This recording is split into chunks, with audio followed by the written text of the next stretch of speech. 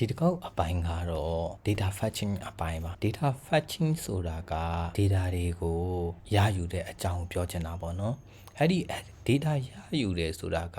ကျွန်တော်တို့ဒီ application တွေရေးတဲ့အခါမှာ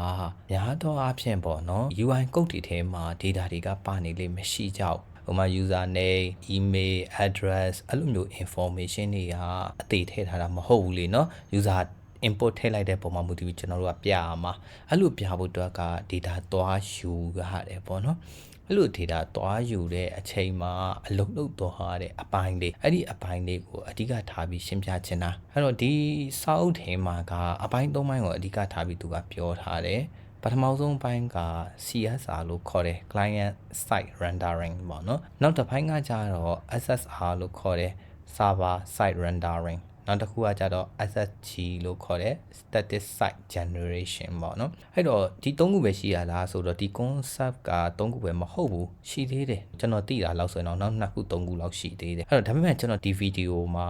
စာအုပ်ကိုပဲအခြေခံပြီးပြောသွားမှာဖြစ်တာကြောင့်ကျွန်တော်ဒီ၃မျိုးကိုပဲအဓိကထားပြီးရှင်းပြပေးသွားပါမယ်အဲ့တော့ပထမဦးဆုံး client side rendering ကနေတွားကြည့်ကြရအောင်ဗျ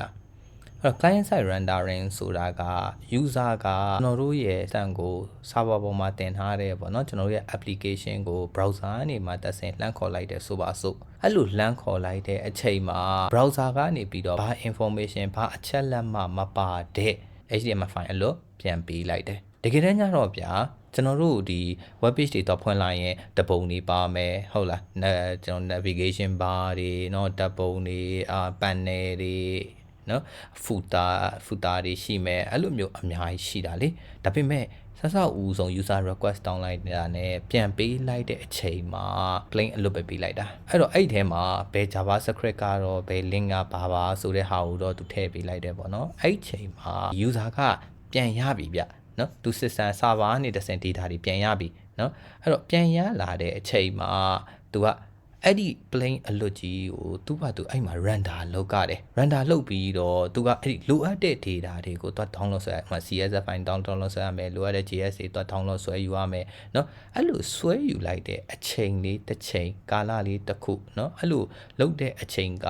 client ဘက်မှာလောက်တာဖြစ်တာကြောင့် user ရဲ့ network ကကောင်းလားမကောင်းလားဆိုတာရှိသေးတယ်နောက်တစ်ခုက user ရဲ့ device ကရောဘယ်လောက် performance ကောင်းတဲ့ device လဲဟိုဖုန်းအဟောင်းတွေမှာသုံးနေတာလား computer အဟောင်းတွေမှာသုံးနေတာလား performance မကောင်းတဲ့ set တွေမှာသုံးနေတာလားဆိုတာရှိသေးတယ်အဲ့လို data ပြန်ပေးလိုက်တယ်ပေးလိုက်တဲ့အချိန်အဲ့လိုမျိုး performance မကောင်းတဲ့ set တွေမှာဆိုရင်ခဏလေးအဖြူ screen တက်သွားတာတမဟုတ်လဲ loading တက်သွားတာမျိုးကြုံလာတက်တယ်data ရလာပြီဆိုရင်ဒီ browser ဘက်မှာစပြီးတော့ run တဲ့ user ကိုစပြတယ်เนาะအဲ့မှာ user ကမြင်ရတယ်ဒါက client side rendering ရဲ့သဘောတဘာဝပါဒီ concept ကိုအဓိက support ပေးတာ React.js လို့ပြောလို့ရပြ React.js က CSR နဲ့အလုပ်လုပ်တာပါနောက်တစ်ခုကအဲ့ဒါရဲ့ဆန့်ကျင်ဘက်လို့ပဲပြောရမှာပေါ့ဗျအဲ့ဒါကြတော့ SSR လို့ခေါ်တယ် server side renderingခုနတော့က client ဘက်မှာ processing လုပ်တာဆိုရင် render လုပ်တာဆိုရင်အခုကတော့ server ဘက်မှာလုပ်တာကို server side rendering လို့ခေါ်ပါတယ်ထုံးစံတိုင်းမှာပဲ user က browser တက်ကနေပြီးတော့ request ပို့လိုက်မယ် server ကိုရောက်လာမယ် request က server ကအဲ့ချိန်မှာ user ကိုပြန်ပေးရပြီလေဆိုတော့ information တွေပြန်ပေးရတော့မယ်လीเนาะဒါပေမဲ့ခုနတော့ CSR မှာဆိုရင်သူက plain လွတ်ပေးလိုက်တာဒီခေါက်တော့အဲ့လိုမဟုတ်ဘူးအဲ့ဒီ web view to view user ကိုပေးရမယ် web view to view မှာဘာ information တွေပါလဲ database တွေကဘာတွေဆွဲထုတ်ကြမှာလဲအဲ့ဒါတွေကိုသူက user ကိုပြန်မပေးခင် server ပေါ်မှာအရင်တင်ပြီးတော့ rendering လုပ်လိုက်တာအကုန် ready ဖြစ်သွားပြီဆိုတဲ့အချိန်ရောက်တော့မှအဲ့ဒီ HTML code file ကို user ကိုတိုက်ပေးလိုက်တာအဲ့တော့ user ဘက်မှာအဲ့ဒါလုပ်เสียလို့လားဆိုတော့မလို့နော် user ရလာတဲ့ HTML code ကိုတန်းပြီးတော့ပြလိုက်ရုံပဲဒါပေမဲ့အဲ့ဒီမှာတခုတော့ရှိတယ်အဲ့ဒီမှာဓာတ်ပုံတွေကိုနှိပ်တာတို့နော်အဲ့လိုမျိုး link တွေနဲ့ချိတ်ဆက်တာတို့အဲ့ဒါတွေကတော့မပါဘူးအဲ့လိုလုပ်တဲ့ process ကို hydration process လို့ခေါ်တယ်ဒါပေမဲ့ user ကတော့ဘာဖြစ်လဲဆိုတော့ဟိုမှာ data ပြန်ရပြီဆိုတာနဲ့တန်းမြင်ရတယ်အဲ့တော့ user ဘက်မှာ line ကောင်းလား internet line ကောင်းလား user device ကောင်းလားမကောင်းလားဒါစိတ်ဝင်စားစရာမလိုဘူးကျွန်တော် server ပေါ်မှာပဲမူတည်တယ် server ဘက်မှာမကောင်းရင်တော့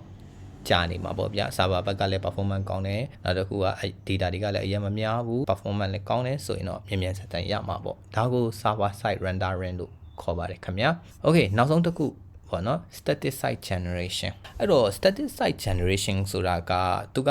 ခုနတော့နှစ်ခုနဲ့လုံးဝမတူဗျဒီဟာက developer ရဲ့ concept ပါတယ် developer ဘက်ကလုပ်တဲ့အပိုင်းပါတယ် developer တွေကကိုယ့်ရဲ့ application ကိုသုံးလို့ရအောင်လို့ကုတ်ရေးကြတယ်ဆိုပါဆိုဗျာเนาะ project တွေရေးကြတယ်ရေးတော့ဘာထွက်လာလဲကျွန်တော် project file ထွက်လာတယ်เนาะအဲ့ဒီ file ကြီးကိုကျွန်တော်တို့ကတော့ run လို့မရဘူးလေ user သုံးလို့ရအောင်လုပ်လို့မရအောင်အဲ့ဒီဆိုင်ကိုဘာမှသွားတင်ရလဲ server ပေါ်သွားတင်ရတယ်ဒါမှ public access ရှိတဲ့ server ပေါ်သွားတင်ထားမှ user တွေအကုန်သုံးလို့ရမှာဒီ server ပေါ်တင်ထားတဲ့ဒီ file ကိုကျွန်တော်တို့ code file သွားတင်လို့မရဘူးအဲ့တော့ဘာလုပ်ကလဲဆိုတော့ဟုတ်တယ် build လုပ်ကြတာပေါ့ build လုပ်လိုက်တဲ့အချိန်မှာ build file ထွက်လာတယ်ပေါ့နော်ဟိုကျွန်တော် projectထဲမှာဆိုရင်တော့ .next ဆိုပြီးတော့အဆုံးသတ်တဲ့ file ပေါ့ကျွန်တော် next.js နဲ့ဆိုရင်တော့ .next နဲ့အဆုံးသတ်တယ်ပေါ့နော်အဲ့တော့ okay အဲ့လို folder ထွက်လာပြ build folder ထွက်လာတယ်ပေါ့နော်အဲ့ဒီ folder ကိုအဲ့ဒီဟာကိုမှ run ရတာဗျအဲ့တော့အဲ့ဒီ build လုပ်လိုက်တဲ့အချိန်မှာခရေရာဟိုကလိုအပ်တဲ့ information တွေကိုအကုန်ဒီ HTML file ထဲမှာအကုန်ထည့်ထားပြီးသားခုနကတော့ user request ဝင်လာမှာမဟုတ်ဘူးသူက build လုပ်ခရေရာဟိုကထွက်ထားပြီးသားနော်တခါတည်းပါထားပြီးသားအဲ့ဒီပါထားပြီးသား file ကိုကျွန်တော်က server ပေါ်တင်လိုက်တယ် user က request လမ်းတောင်းတယ်အဲ့ဒီပတ်လန်ကြောင်းနဲ့အဲ့ဒီ file ကရှိထားပြီးသားဆိုတခါတည်းပြန်ပေးလိုက်တယ်အဲ့ဒီချိန်မှာရောက်တော့မှ database ကတော့ဆွဲထုတ်တာတို့user ကို plain ပေးလိုက်တာအဲ့လိုမဟုတ်ဘူးသူကတခါတည်း information ပါထားပြီးသား generate file ready made ရှိထားပြီးသားအဲ့ဒါကို user ကိုချက်ချင်းပြန်ပေးလိုက်တဲ့ဒါပဲဒီ SSG ကို portfolio တို့เนาะတိတ်ပြီးတော့မပြောင်းနဲ့ကျွန်တော်တို့ဥပမာကျွန်တော်ရဲ့ content တွေရေးတဲ့အကြောင်းအရာတခါရေးထားပြီးမပြောင်းဘူးလေနော်အဲ့လိုမျိုးဟာဒီမျိုးမှာအသုံးပြုတင်တယ်ဒီ CSR ကိုကကြတော့ကျွန်တော်တို့ဟိုခဏပြောင်းတတ်တဲ့အရာမျိုးပေါ့နော်ဥပမာဆို dashboard လိုမျိုး data တွေကအမြဲတမ်းလို့ပြောင်းတတ်တယ်လေနော်တခါမတူအဲ့လိုဟာမျိုးတွေမှာအသုံးပြုတင်တယ်ဒီအပိုင်းလေးကိုနားလည်လိမ့်မယ်လို့ထင်ပါတယ်ဒါက rendering တွေရဲ့အခြေခံသဘောတဘာဝ data fetching တွေရဲ့အခြေခံသဘောတဘာဝဖြစ်ပါတယ်ဒီစာအုပ်ထဲမှာဒီအကြောင်းအရာကိုနောက်ထပ် chapter တစ်ခုမှလည်းသူကဒါကိုထပ်ရှင်းပြထားတယ်အဲ့တော့ကျွန်တော်ကတော့နှစ်ခု chapter နှစ်ခုပေါင်းပြီးတော့တစ်ခုတည်းအနေနဲ့ပဲ video တစ်ပုဒ်အနေနဲ့လုပ်ပေးလိုက်ပါတယ်ခင်ဗျာကျေးဇူးတင်ပါတယ်နောက် video မှာပြန်လည်ဆုံတွေ့ပါအောင်မယ်